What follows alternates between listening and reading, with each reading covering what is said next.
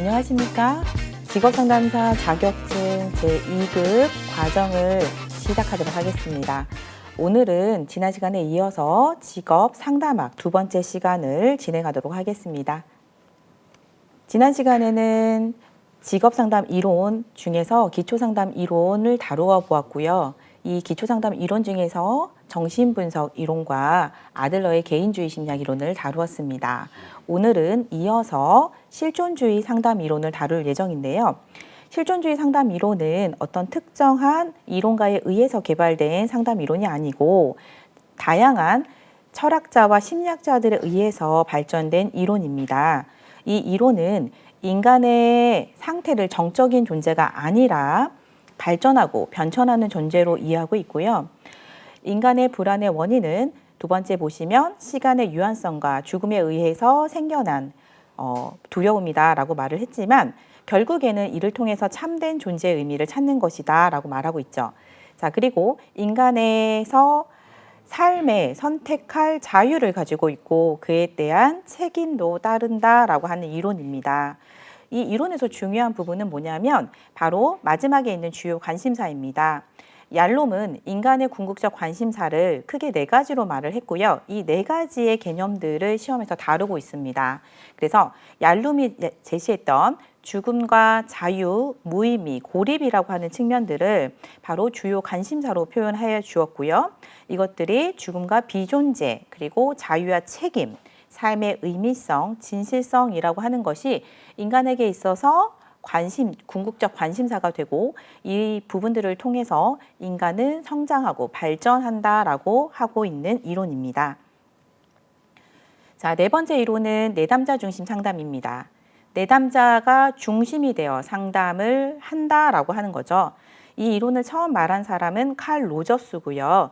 칼 로저스는 인간이 자기 자신에 대한 문제와 해결 방식을 스스로 너무 잘 알고 있다. 그래서 외부자의 어떤 개입이 오히려 더 방해가 될 수 있다라고 하는 이론입니다. 인간은 현상학적인 존재이고 내담자의 주관 세계에 초점을 맞추어서 상담을 하게 된다면 내담자는 자신의 일치 상태를 다시 찾아갈 수 있고 이런 부분에 있어서 성장할 수 있다라고 하는 이론입니다. 그래서 3번에 보시면 현상학적 존재라는 표현, 그리고 내담자의 주관적 세계에 초점을 맞춰야 된다라고 하는 부분들에서 강조하고 있고요. 중요한 부분이죠. 동그라미 4번을 보시면 동일한 상담 원리가 모든 내담자에게 적용된다라고 하는 겁니다.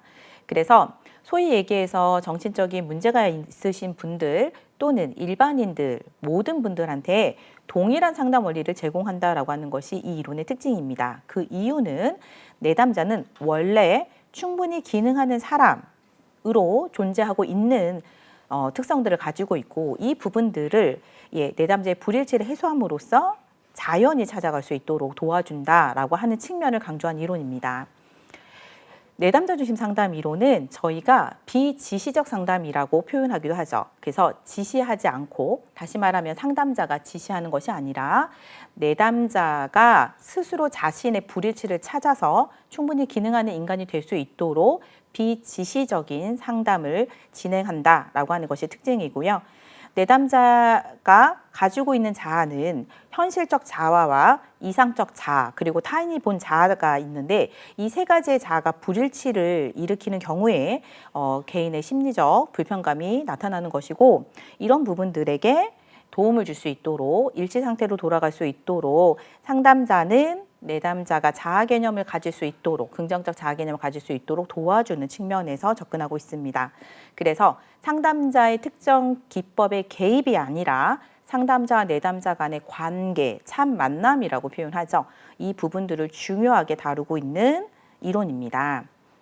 자, 여기서 이제 중요한 걸 별표 띄었죠. 3번입니다. 상담자가 갖춰야 할 기본 태도입니다. 자, 이 부분은 저희가 내담자 중심 상담 이론에서 가장 핵심적인 내용이고 이 부분들이 1차와 2차에서 계속적으로 출제되고 있기 때문에 반드시 알아두셔야 됩니다.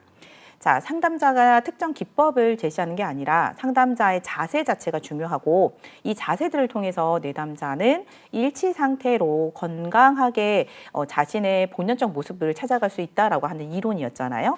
그래서 상담자가 갖추어야 할 기본 태도를 강조하고 있는데요. 첫 번째는 일치성입니다. 일치성은 다른 말로 진실성 또는 솔직성이라고도 표현할 수 있고요. 상담자가 자신의 감정 그리고 자신의 태도 등을요 일치적으로 표현해 줘야 된다라고 하는 측면이고요.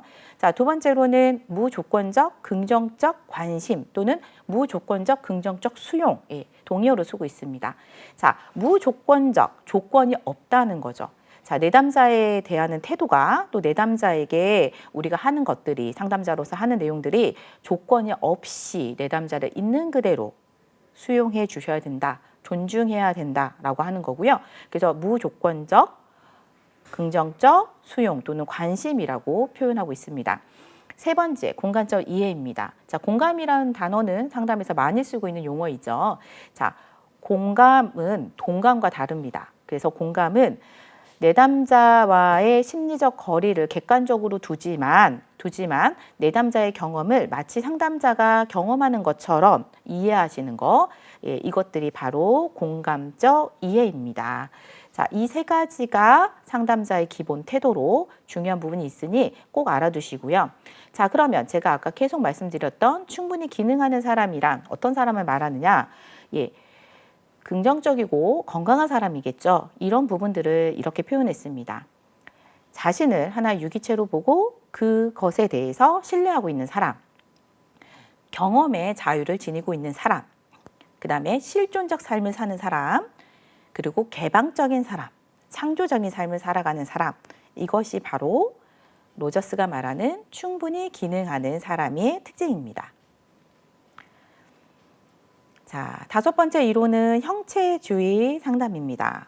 형태주의라는 표현은 독일어로 게슈탈트라고 합니다. 전체라는 표현을 쓰죠. 펄스라고 하는 사람이 만든 이론이고요.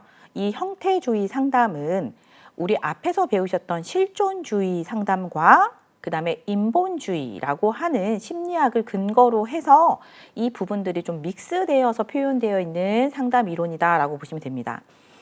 Here and now, 다시 말하면 지금 그리고 여기에서 그 개인이 가지고 있는 자각, awareness라고 표현합니다. 각성이라고도 표현하죠. 그래서 자각과 개인의 책임을 강조한 이론입니다. 그래서 책임을 아까 말했던 실존주의에서 주요 개념으로 말씀드렸던 내용들이 또 중복되어 나오고 있죠. 자, 인간은 과거의 환경에 의해서 결정되는 존재가 아니라 아까 실존주의에서 말했죠. 변천하는 존재다라고 이야기를 했는데요. 이런 가변하고 변천하는 존재로 현재의 자각, 각성, awareness를 통해서 우리는 통합해가는 존재이다라고 말합니다. 그래서 통합이란 단어가 바로 게슈탈트라는 단어이고 이 부분들이 전체로 우리가 표현되고 있는 개념들입니다. 자, 자각에 의해서 성숙하고 성장을 하여 통합을 이루는 것이 이 상담의 목표이고요. 그래서 여기서 제가 이제 그림으로 간단하게 표현을 해드렸는데요. 자, 어떤 외부 상황에 대한 것들 내가 자각을 하게 되면 게슈탈트를 형성해서 정경으로 나이가 떠올리고 이 부분들을 해결하게 됩니다. 에너지를 동원해서 해결하게 되고요. 자, 이 정경이 에너지를 동원해서 해결하게 되면 배경, 백그라운드로 물러나고요. 그리고 나서 또 다시 그 안에서 또 정경을 이루어서 또 해결하게 됩니다. 이런 것들이 반복적으로 연속해서 해결되게 되고 이루어지는 과정들이 있다는 거죠. 자, 이런 부분들을 게슈탈트 상담에서 중요하게 다루고 있고 만약에 이것들이 정경을 통해서 해결되지 못하는 상황들이 발생되면 미해결 과제로 남아서 그 개인에게 문제 상황으로 또는 불편감으로 나타날 수 있다라고 하는 부분들을 이야기하고 있습니다. 게슈탈트 상담은 직업 상담에서 시험에서 다루는 부분에서는 바로 이 상담 기법을 주요하게 다루고 있습니다. 자, 게슈탈트 상담은 지금 그리고 여기서 과거에 미해결된 과제들을 해결하는 것들을 중요하게 여기고 있고요. 이런 부분들이 표현화되는 방법들로 나타나고 그런 면에 있어서 기법이라고 하는 것들을 활용해서 미해결 과제를 해결하고 있습니다. 그래서 중요한 부분들을 기법을 통해서 많이 질문을 하고 있는데요.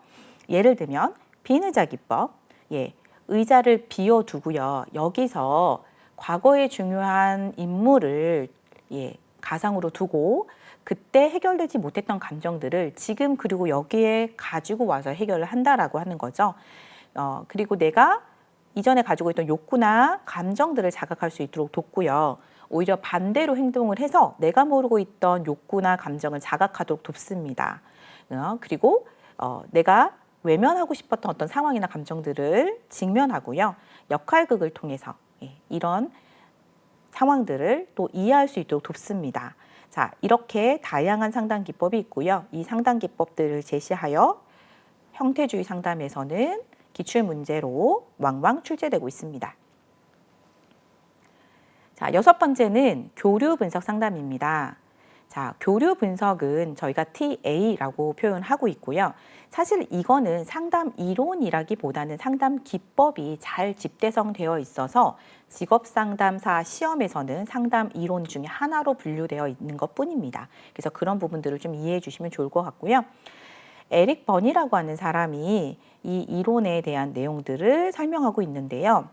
프로이트의 이론을 바탕으로 하여 자아 상태를 부모자, 성인자, 어린이자 이렇게 크게 3가지 자아로 나누어서 설명하고 있습니다. 이 부분은 비단 프로이트가 이드, 에고, 슈퍼에고를 말한 거랑 비슷한 개념이죠.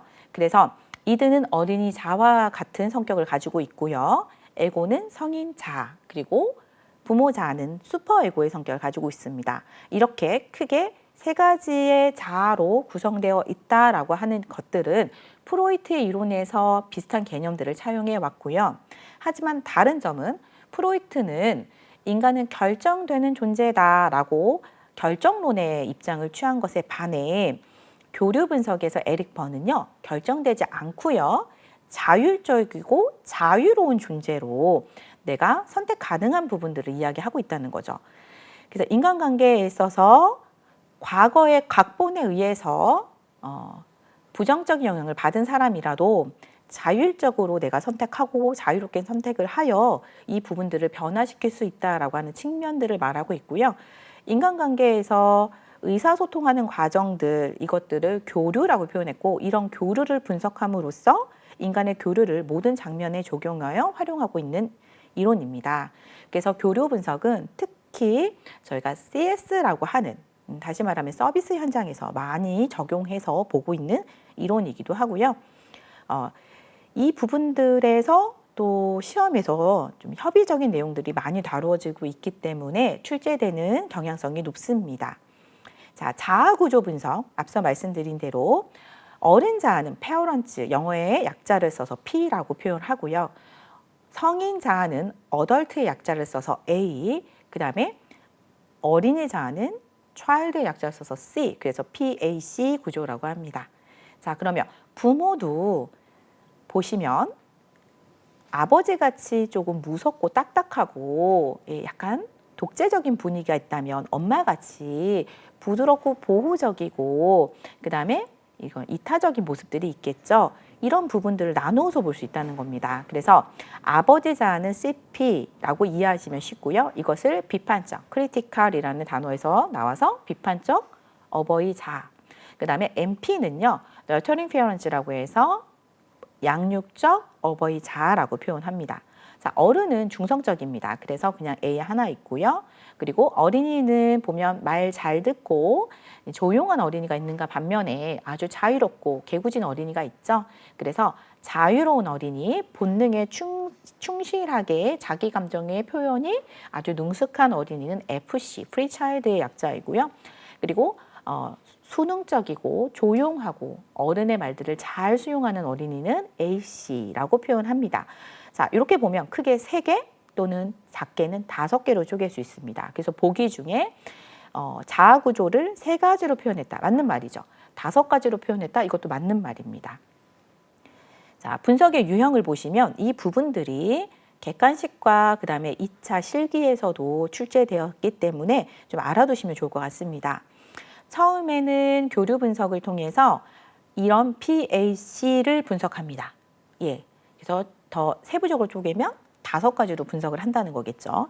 자, 그리고 이들 간에 저에게도 PAC가 있고 상대방에게도 PAC가 있겠죠. 그럼 이들 간의 소통이 일어납니다. 그것을 저희가 교류 분석이라고 하죠.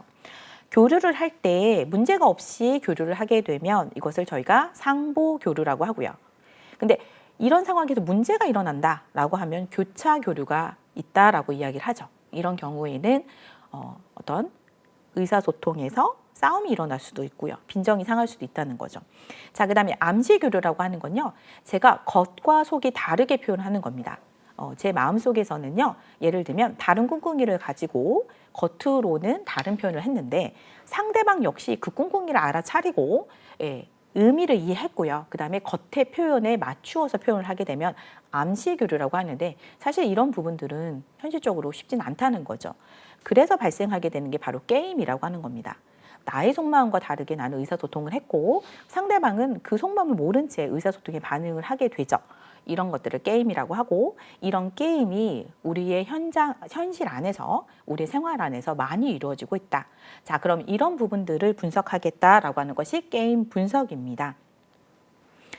그래서 에릭 번은 이 TA 이론에서 우리가 게임을 하고 있다라는 표현을 많이 쓰고 있고요. 이런 부분들을 건강하게 또 이해하고 해결하는 부분들에 관심을 두고 의사교류를 분석하게 된다는 겁니다. 자, 그리고 이것들이 내 생활 속에서 성격처럼 굳어지는 거, 우리 아들러가 생활 양식이라고 표현했던 부분처럼 여기서는 각본이라는 표현을 씁니다. 이 각본은 쉽게 생각하시면 성격이라고 이해하셔도 되고요. 아들러의 생활 양식이라고 이해하셔도 됩니다. 어떻게 보면 우리는 이 각본대로 행동을 한다는 거죠. 영화의 각본처럼. 예를 들면 영화 안에서는 악인의 역할을 맡은 사람은 계속 그런 나쁜 행동을 하죠. 그다음에 선한 행동을 맡은 사람, 주인공들은 또 선한 행동을 하죠. 이런 것처럼 우리가 각본이 좀 정해져 있는 인생을 살고 있는데 이런 각본들을 분석해 봄으로써 또 바꿀 수 있다는 거죠. 생활 양식을 바꾸는 것처럼 말이죠. 자, 4가지 각본이 있습니다. 이것도 시험에서 다루었습니다. 첫 번째, 자기 부정, 타인 긍정. 영어로도 표현합니다. 그래서 자기 부정은 I'm not okay. 그 다음에 타인 긍정은요, you are okay입니다. 그래서 나는 부정하고 타인은 긍정한다라는 말은 뭘까요? 네, 맞습니다. 네, 나는 존재감이 없고요. 나는 무능력하고요. 나는 잘못된 사람이에요. 근데 당신은 최고입니다. 라고 생각하는 사람인 거죠. 그래서 이런 사람들은 타인에게 내가 부당한 대우를 받거나 심지어는 피해를 당했다 하더라도 내가 그럴 만도 싸지. 그렇게 당해도 싸지. 이렇게 생각을 한다는 거고요. 자기 긍정, 타인 부정은요. 나는 I'm okay입니다. 나는 괜찮아. 난 문제 없어. 근데 네가 문제야 라고 하는 사람이에요. 이런 사람들은요. 내가 잘못된 게 아니라 타인이 잘못됐다는 거죠. 그래서 타인을 많이 억압하거나 비난하시는 행동을 취하게 됩니다. 자, 자기 부정, 타인 부정은요. I'm not okay, you are not okay. 예, 완전 데스적 인간관계라고 표현을 합니다. 파괴적이죠. 이분들은요. 뭐든지 다 세상을 파멸적으로 보고요. 타인의 관계에 있어서도 문제 상황으로 이해합니다. 그래서 극단의 파괴적 행동을 하기도 하고요. 자기 긍정, 타인 긍정은요. I'm okay, you are okay입니다. 이런 사람들은요. 나도 사랑받을 존재이고요. 당신도 그렇습니다. 그렇기 때문에 인간관계가 생산적이고 긍정적인 인간관계를 맺고 있다고 이야기하고 있습니다. 자, 이렇게 각본 분석까지 모두 다 알아두셔야 되고요. 이 분석 유형이 1차 객관식 문제에서도 자주 출제되는 편이고요. 그리고 2차에도 딱 문제 내기 너무 쉬운 타입입니다. 그래서 이런 부분들을 이 4가지를 쓰시오, 또는 각본 분석에 대해서 쓰시오, 구조 분석에 대해서 쓰시오라고 문제에서 출제하고 있습니다. 자, 다음에 이론은요, 행동주의 상담입니다. 행동주의 상담은 행동주의라는 학습 이론을 근간으로 해서 상담에서 이야기하고 있고요. 우리의 행동은 모두 다 학습된 것이다. 그러면 수정도 가능하다라고 하는 이론입니다. 그러면 좋은 행동은 강화시키고요. 그 다음에 나쁜 행동은 소거, 없애시면 됩니다. 이것은 우리의 긍정적인 행동을 강화시키는 쪽으로 내담자에게 접목을 하게 되면 우리가 생산적이고 그 다음에 기능하는 측면으로 관계를 맺을 수가 있고 행동할 수 있다라고 하는 이론입니다. 이 이론은 앞서 말씀드린 대로 학습 이론을 근간으로 해서 나온 이론이기 때문에 파블로프의 고전적 조건 형성 이론과 스키너의 조작적 조건 형성 이론을 좀 이해하시고요. 그리고 그 뒤에 사회학습 이론, 이 부분까지도 발전하게 되는 부분들을 이해해 주셨으면 좋겠습니다. 자, 파블로프의 고전적 조건 이론은 가로 2번에 표현되어 있습니다. 원래는 이 파블로프는 개의 생리학자입니다. 그래서 개가 음식에 대해서 얼마나 침샘, 소화액을 분비하는지 이런 부분들을 연구했는데요. 그 연구에서 끝난 게 아니라 우리 개가 음식이 들어오지 않아도 침을 분비하는 상황들을 보면서 예고학습이라든지 아니면 내가 심리적으로 반응하는 부분, 그리고 불수의근에 의한 반응 행동들을 이해하게 됩니다. 그래서 이런 부분들을 저희가 고전적 조건 형성이라고 하고요. 파블로프의 개 타액 실험이라고 많이 알고 계실 거예요. 자, 그에 반해 스키너는요, 아니다. 우리의 행동은 반응적인 부분보다는 내가 능동적으로 하는 행동들이 있다. 그래서 수의근에 의한 골격이라든지 대표적으로 근육이라고 하는 것들을 사용해서 그 의도된 행동을 강화시킨다는 거죠. 이런 측면을 말한 것이 스키너입니다. 그래서 스키너는 우리가 잘 아시는 것처럼 강화 이론을 말했고요. 이 강화 이론을 시험에서 우리 행동들을 또 좋은 행동들을 증가시키는 부분에 있어서 표현하고 적용하고 있습니다. 자, 강화에는 크게 4가지가 있다. 그래서 정적 강화, 부적 강화, 정적 처벌, 부적 처벌이 있습니다. 자, 강화는 행동을 촉진시킵니다. 자, 마지막에 보세요. 행동을 촉진시킵니다. 그런데 처벌은요? 우리가 언제 처벌하죠? 예를 들면 아이가 나쁜 행동을 하면 때리죠. 때리는 이유는 뭘까요? 그 행동을 하지 말라는 거죠. 다시 말하면 행동을 제거하는 데 목표가 있습니다. 그럼 당연히 바람직하지 못한 행동을 제거하고자 하겠죠. 그렇죠? 자, 근데 제가 의도를 나쁘게 갖고요. 얘를요, 오히려 나쁜 아이로 만들고 싶어요. 그러면 바람직하지 못한 행동을 강화시킬 수 있고요. 오히려 바람직한 행동을 제거할 수도 있습니다. 그래서 교수자가, 다시 말하면 이 강화를 줄 수 있거나 처벌을 줄 수 있는 대상이 어떤 의도를 가지고 학습시키냐에 따라서 반응하는 존재, 학습자의 행동이 달라질 수 있다라고 하는 측면들도 이해해 주실 필요는 있을 것 같습니다. 자, 그러면 다시 본론으로 돌아와서 강화는 행동을 촉진시킨다.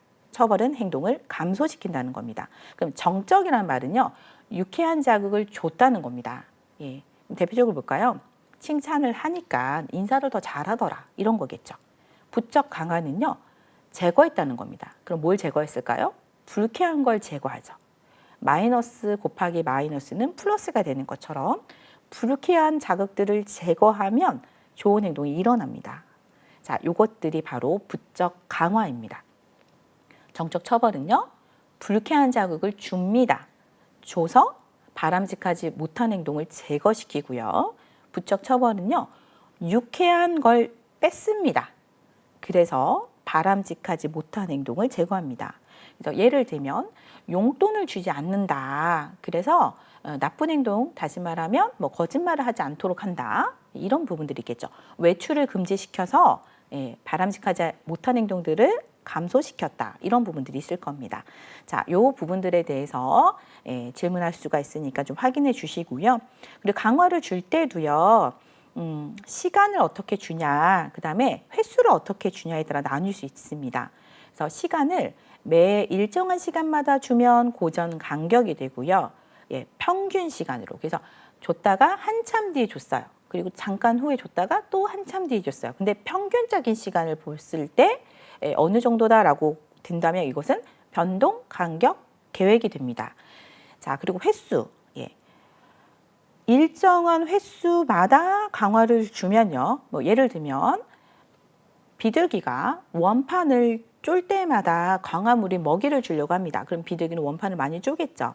자, 고정 간격은 10분에 1개씩 주겠다라고 한다면 고정 비율은요, 10번 원판을 쫄 때마다 주겠다. 이런 개념입니다. 그럼 변동 비율은 뭘까요? 평균적으로 10번을 원판을 이렇게 쫄 때마다 주겠다라고 하는 것들이 변동 비율 계획일 겁니다. 자, 그러면 이 방법 중에서 가장 강화에 효과적인 방법은 뭘까요? 네, 맞습니다. 변동 비율 계획입니다. 이 변동 비율 계획은 우리가 잘 알고 계시는 슬롯 머신이라든지 도박 기계 원리로 사용되고 있습니다. 이 부분까지도 시험에서 언급하고 있으니까 숙지를 부탁드리고요. 자, 행동주의 상담도 형태주의 상담처럼 기법이 중요합니다. 그래서 기법이 메인인 이론이라고 보시면 되고요. 자, 이 기법 중에서 가장 대표적인 기법, 시험에 많이 다루는 기법을 보겠습니다. 체계적 둔감법. 자, 체계적으로 둔감화시킨다. 뭘 둔감화시키냐면 불안을 일으키는 어떤 자극 대상에 대해서 둔감화시킵니다. 그래서 불안이라고 하는 것은 내가 의도해서 일어나는 부분들이 아니죠. 예, 이런 부분들은 내가 의도하지 않는 근육, 다시 말하면 불수의근, 심장근, 내장근이 대표적이죠. 우리 스트레스 받으면 배가 아픈 거랑 마찬가지입니다. 이런 것처럼 의도하지 않는 근육, 불수의근에 의해서 나타나는 반응인데요. 그럼 이 반응들을 조절해 주겠다라고 하는 이론입니다. 그러면 앞에서 배우셨던 고전적 조건 형성 원리를 통해서 이 부분들을 해소할 수 있고요. 단계가 시험에 나오죠. 근육 이완 훈련, 그 다음에 불안익의 목록 작성, 그리고 둔감화 순서입니다. 시험에서는 3단계를 다루고 있고요. 원래 저희가 상담학에서는 불안익의 목록 작성을 먼저 올려서 쓰기도 합니다. 그래서 불안익의 목록 작성, 근육 이완 훈련, 둔감화 이렇게 해서 3단계로 표현하셔도 틀린 건 아니고요. 우리 직업상담사 시험에서는 1단계를 근육 이완 훈련으로 많이 표기하고 있고요. 2단계는 불안 위계 목록 작성, 그 다음에 3단계는 둔감화 순서로 적용하고 있다. 요 3단계가 시험에 나오고 있고요. 그럼 하나씩 보시도록 할게요. 자, 근육 이완 훈련이라고 하는 건요. 긴장도를 완화시키는 것이 근육 이완입니다. 명상하시는 거, 복식 호흡 하시는 거 생각하시면 되고요. 불안 위계 목록 작성은요.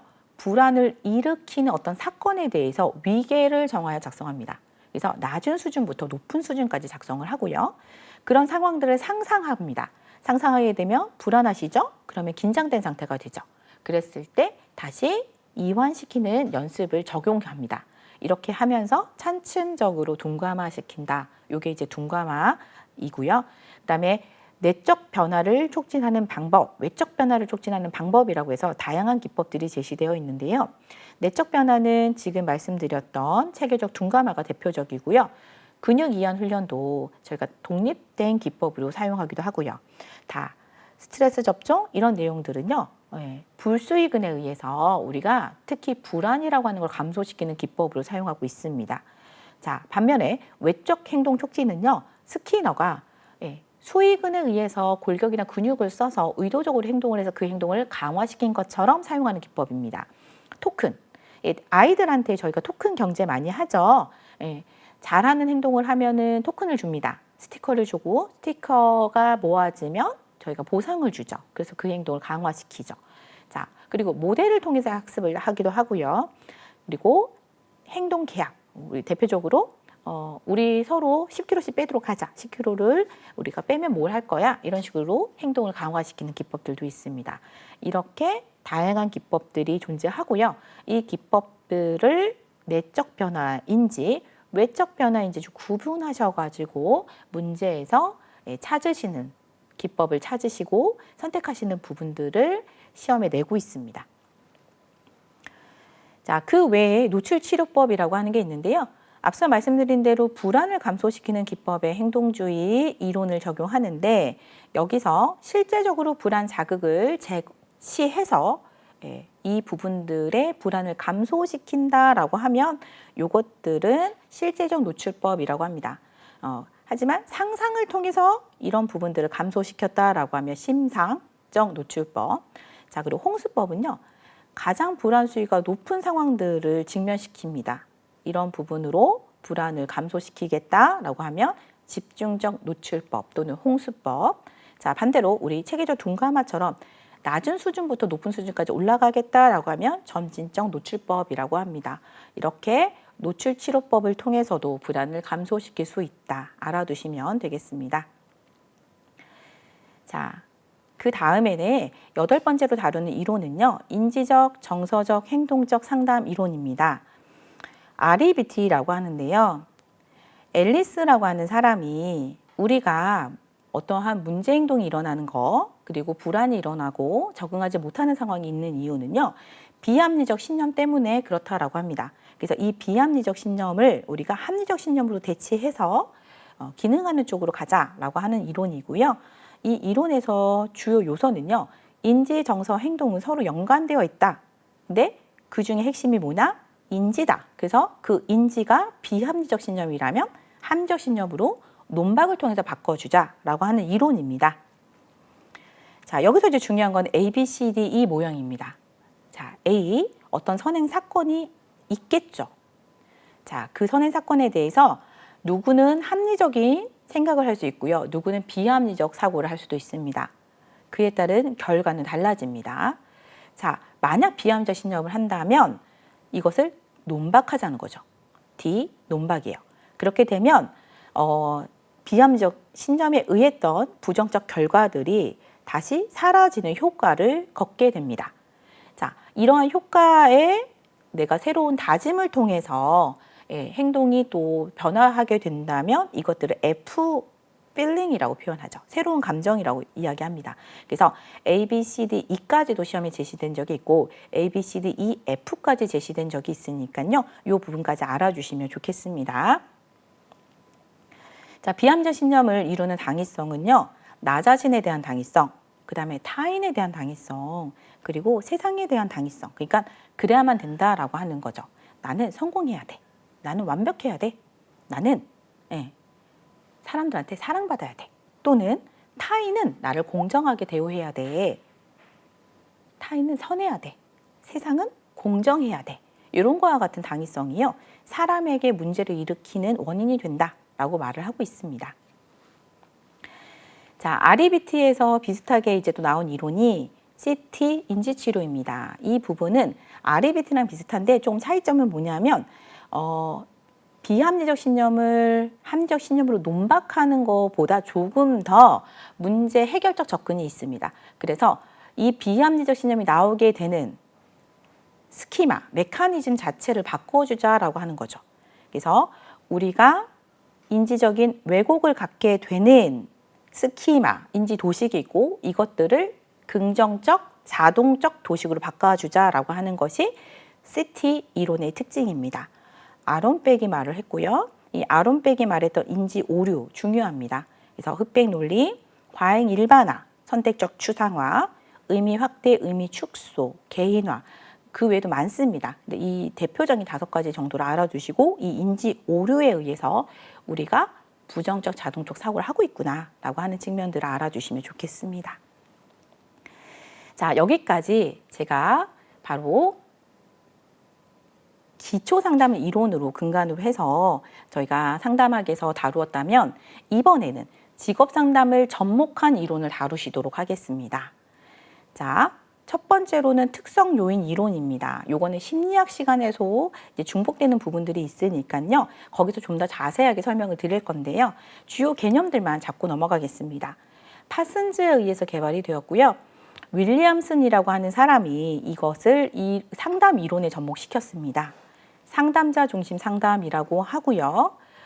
이 특성 요인 이론은요. 직업과 사람을 매칭, 연결시키는 이론이 근간이 됩니다. 그래서 정서적인 어떤 내담자에 대한 이해보다는 내담자가 지금 현재 가지고 있는 직업적 문제를 해결하는 데 더 포커스를 두고 있는 이론이고요.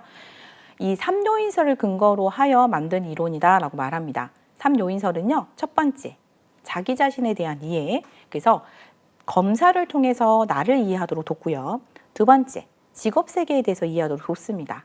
그리고 이 직업 세계에서 요구하는 어떤 역량이라든지 특성들을 가지고 있는지 확인을 한다는 거죠. 그것을 영어로는 팩터라고 표현을 하고요. 이 팩터 요인들이 충족되었는지를 확인하고 매칭을 하는 이론이다. 이렇게 보시면 되고요. 윌리엄슨의 상담 6단계가 시험에 자주 출제되고 있으니 이 부분들을 알아두시면 좋겠습니다. 파슨즈의 3요인설을 가지고 상담에 접목해서 상담의 단계로 끌어간 게 윌리엄슨입니다. 그래서 윌리엄슨은 6단계를 말했는데요. 첫 번째로는 분석, 그 다음에 두 번째 종합, 진단, 예후 또는 예측 같은 말입니다. 상담, 추수 지도 이렇게 해서 내담자에게 직업 상담을 합니다. 자, 분석은요. 검사를 하는 걸 말합니다. 그리고 검사 결과 그리고 내담자에 대한 면접 결과들을 토대로 해서 내담자의 정보를 재배열하는 걸 종합이라고 하고요. 그에 따른 내담자의 문제를 진단합니다. 이후에는요, 예측합니다. 내담자가 어떤 행동을 하겠다, 문제 행동에서 이런 부분들이 일어나겠다, 이런 것들을 예측하고요. 자, 그리고 나서 상담을 합니다. 상담은 문제를 해결하는 과정이겠죠. 상담이 종료된 이후에 추수 지도 또는 추수 상담을 진행합니다. 이 6단계를 알아두셔서 쓰실 수 있도록 정리를 부탁드리겠습니다. 자, 윌리엄스는 검사라고 하는 도구를 매우 중요하게 여겼고 상담 장면에서 검사를 많이 쓰게 됩니다. 그래서 윌리엄슨이 말한 상담 기법 중에서 면접 상담 기법이 5번이고요. 그다음에 검사 상담 기법이 4번입니다. 그래서 여기서 검사 상담 기법인지 면접 상담 기법인지 좀 구별해 주시면 좋을 것 같고요. 특히 검사 상담 기법 3가지가 시험에 자주 출제됩니다. 설명, 설득, 직접 충고를 한다는 거죠. 그래서 검사 결과를 해석하고요. 그리고 검사 결과에서 이 사람 내담자에게 도움을 주고자 설득할 수 있고요. 잘못된 부분에 있어서는 의사결정을 했었을 때는 충고도 할 수 있다. 이렇게 이제 말을 하고 있습니다. 그 외에 면접 상담 기법으로는 촉진적인 관계를 형성하고 내담자의 자기 이해를 돕고요. 그리고 행동 계획을 권고하고 설계할 수 있도록 돕고요. 계획을 수행시키고 위임 또는 의뢰할 수 있다. 상담자 영역이 바뀌라면 다른 상담자에게 위임할 수 있다. 이런 부분들을 이야기하고 있습니다.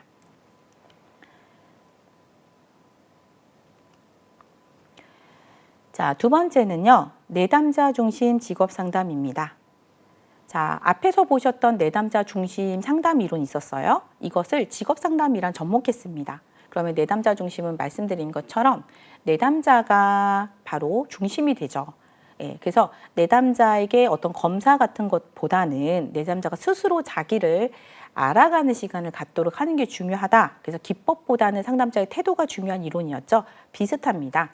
패터슨이라고 하는 사람이 직업정보 또는 심리검사 활용의 원리를 설명했는데요. 자, 이 내용을 모두 다 보시면요. 뭐예요? 정보라든지 심리검사는요. 그냥 막 제공하는 게 아니라 내담자가 필요할 때 제공해라. 그리고 내담자에게 결정에 영향을 주기 위해서 사용하는 게 아니다. 왜? 내담자가 본연의 모습을 찾을 수 있도록 도와주는 게 중요한 거다. 그리고 가공된 정보를 주지 말고요. 출처를 알려줘서 직접 찾을 수 있도록 해라. 이런 내용이죠. 내담자가 스스로 자기 감정을 표현할 수 있도록 돕는다. 이 4가지의 내용들을 잘 이해하시면 내담자 중심 상담 이론에 대한 특성들과 접목하여서 이 부분들을 작성하실 수 있습니다. 자, 정신역동 직업상담 별표 2개 띄웠습니다. 그만큼 중요하다는 거겠죠. 정신역동 직업상담은 우리가 기초상담 이론에서 배우셨던 정신분석 이론에서 인간의 심리적인 보이지 않는 특성들, 무의식적 동기라고 표현하죠. 이런 부분들을 직업 상담에다 접목했습니다. 그래서 보딘이라고 하는 사람이 나올 거다라고 제가 첫 시간에도 말씀드렸었는데요. 이 부분들을 모두 다 알고 넘어가셔야 돼요. 그래서 보딘은 직업 상담 단계를요, 3단계로 표현합니다.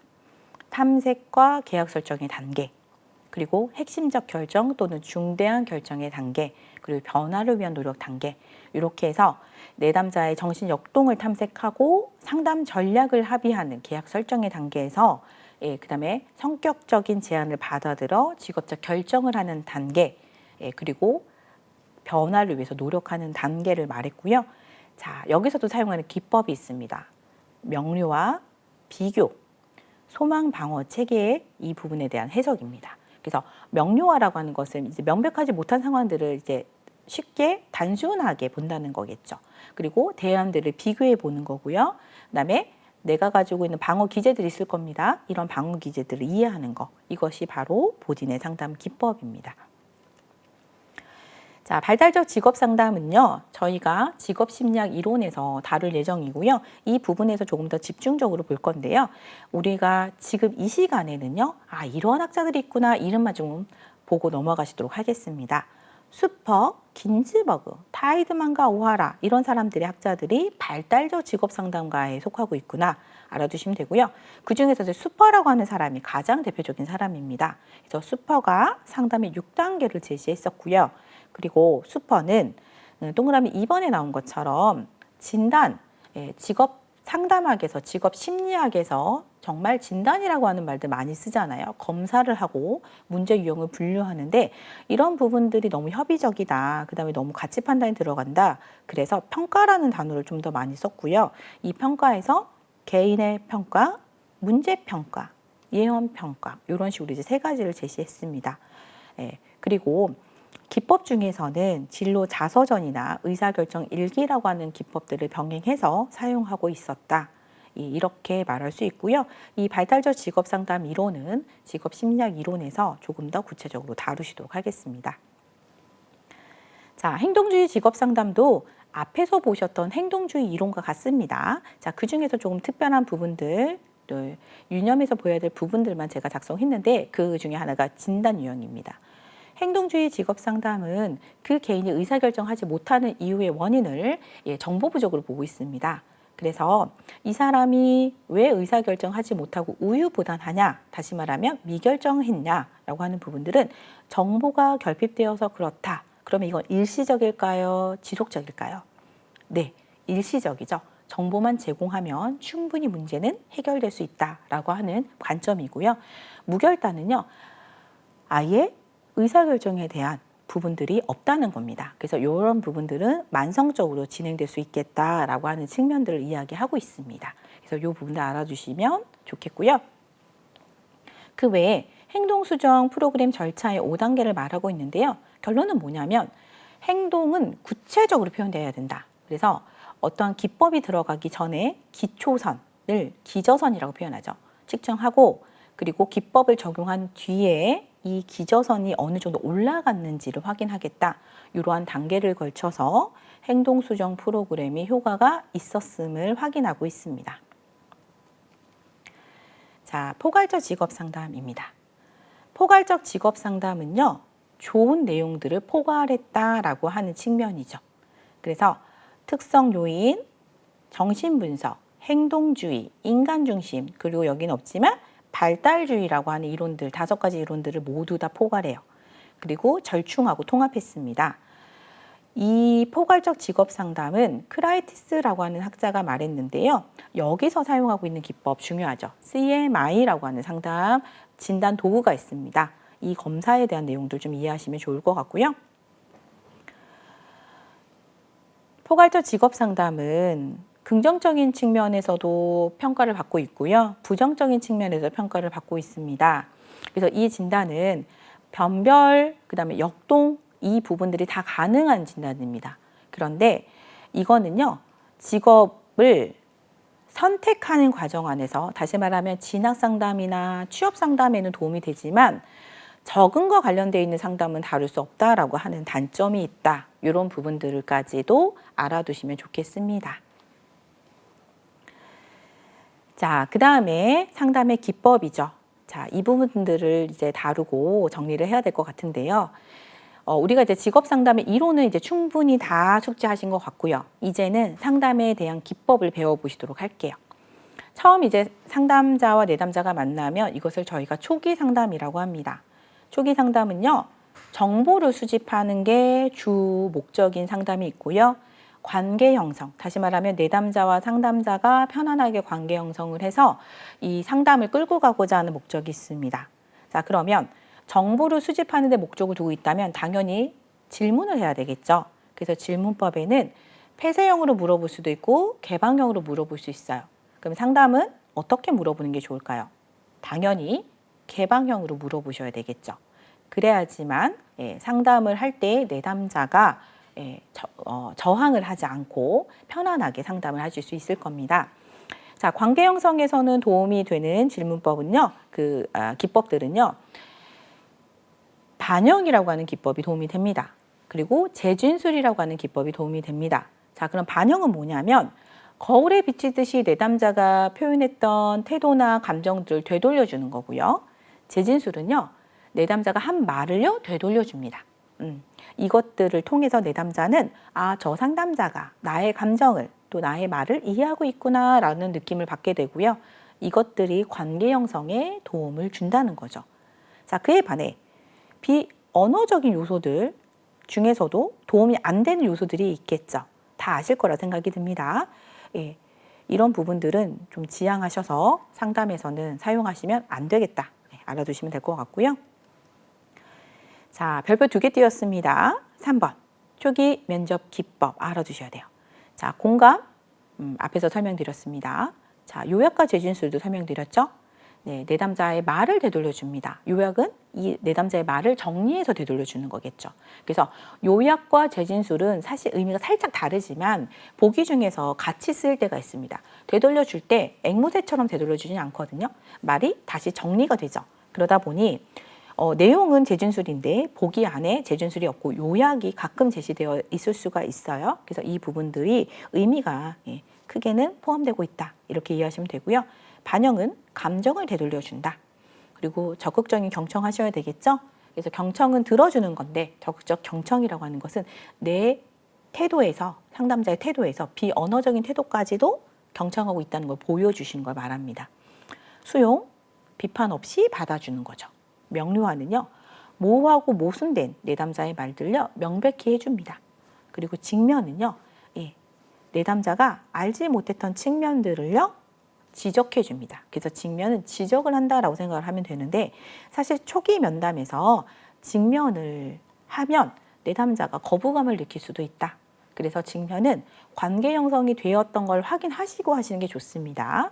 직면은 상담에서 도움이 될 수도 있지만 반대로 내담자가 저항을 일으켜서 상담을 안 올 수도 있는 조금 위험한 기법이기도 합니다. 해석은요. 상담자가 내담자에게 새로운 각도에서 설명하는 것이 해석이고요. 즉시성은요. 즉시, 지금, 여기서 어떤 화두를 다루는 것을 즉시성이라고 합니다. 리허설은요. 우리가 연극 같은 데서 리허설 한다고 하죠. 리허설을 말로 또는 행동으로 표현해 주는 것들을 리허설이라고 합니다. 자, 예를 들면 내담자가 어떤 행동에 용기가 없어서 못한다. 그러면 그런 행동을 했다고 상상해 보자. 이게 암시적 리허설이죠.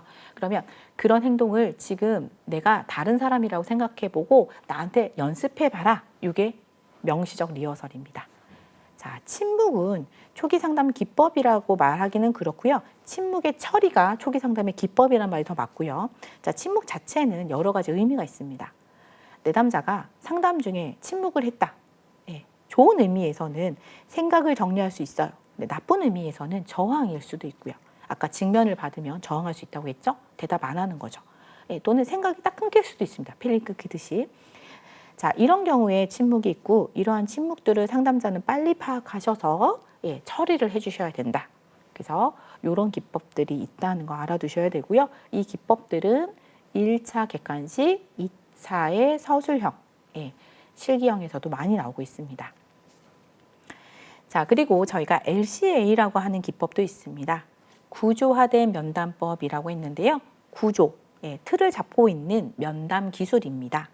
LCA는 생애 진로 사정이라고 말하는데요. 상담자와 내담자가 처음 만났을 때 사용하는 기법. 자, 그리고 여기 뭐라고 써 있죠? 정보를 수집할 수 있는 질적인 평가이다라고 했습니다. 자, 내담자에게 정보를 수집할 수 있어요. 질문을 통해서.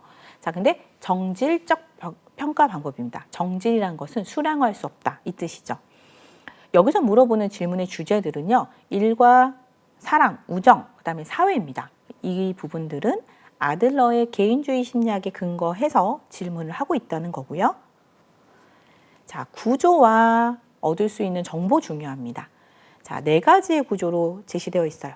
진로 사정, 전형적인 하루, 강점과 장애, 요약. 이 4가지가 시험에 자주 출제됩니다. 자, 그리고 이 4가지 질문을 통해서 얻을 수 있는 정보는 뭐냐? 내용이 다 이 부분들을 포함하고 있어서 이렇게 설명할 수 있습니다. 진로 사정은요. 내담자의 직업 경험과 교육 수준을 물어보죠. 그러니까 그 정보를 얻을 수 있다는 거죠. 자, 전형적인 하루를 통해서 이 사람이 자발적으로 하루를 보내는지, 체계적으로 보내는지, 의존적으로 보내는지, 독립적으로 생활하는지를 볼 수 있는데요. 자, 그리고 그걸 통해서 본인이 스스로 강점과 약점을 찾아냅니다. 이런 과정들을 통해서 상담자는 내담자가 자기를 어떻게 평가하고 있는지 스스로, 그리고 내담자가 어떤 기술과 자원을 가지고 있는지 알 수 있고요. 그런 걸 토대로 해서 가치관, 내담자의 자기 인식 정도를 알 수 있다. 자, 그래서 구조와 정보까지도 정리를 꼭 해주셔야 됩니다. 이렇게 직업상담 기법에 대해서 저희가 다루어 보았고요. 다양한 기법들, 그 다음에 직업상담 기법 안에서 또 우리가 사정하고 평가하는 방법들에 대한 이야기들도 나누어 보았습니다. 사실 기법이 너무나 많아서 이 부분들이 숙지하시기 조금 많은 내용이라서 불편하실 수도 있겠지만 이런 부분들을 이제 시험에서 주로 다루고 있기 때문에 꼭 확인해 주시길 바라겠습니다. 네, 오늘 동안 고생 많으셨고요. 다음 시간에 또 뵙겠습니다. 감사합니다.